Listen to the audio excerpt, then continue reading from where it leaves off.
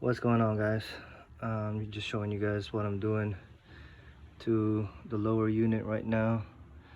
I've already drained out the oil in it, so I can have it pulled out from the transom. Now I had installed this thing back, and I had a gasket on there also with a gasket maker. So what I did is I'm scraping them off now, and then I'm going to sand down a little bit more to try to get some more silicone adhesive off it, just so that when I put the new gasket in, it should sit flat on there. And also what I'm going to be doing is I've seen that these U-joints have a zerk fitting right there, and so I'm gonna be pumping some marine grease in there. I just got some from Harbor Freight, the grease gun, a little mini grease gun. I can show you guys that real quick.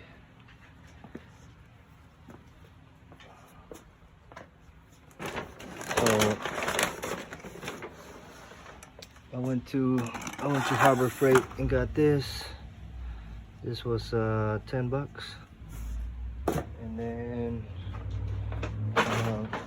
luckily I was able to get one of these.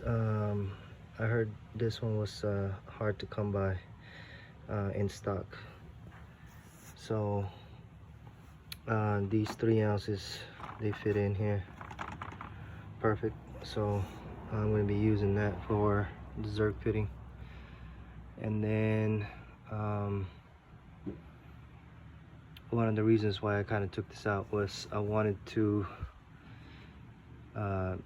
change out the gimbal bearing. Now I've seen a few videos how people have done it. It looks pretty easy.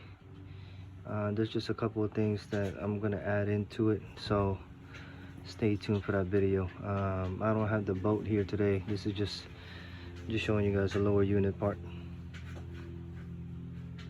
And yeah, this is if I forgot to mention, this was on my 87 OMC 5.7 Cobra.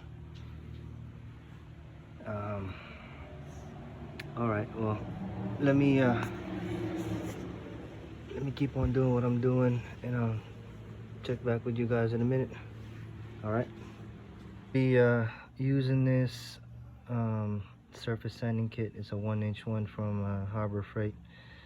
I had to take off, I'm just using a drill for this, but I had to take off the one that was on here. I think that was the 120 grit. Yeah, I think it's the 120 grit, and I think it was just a little too abrasive, so I changed it out to, this should be the 320. This one should be a lot finer. All right guys, that's it for sanding down this surface area right here on the transom.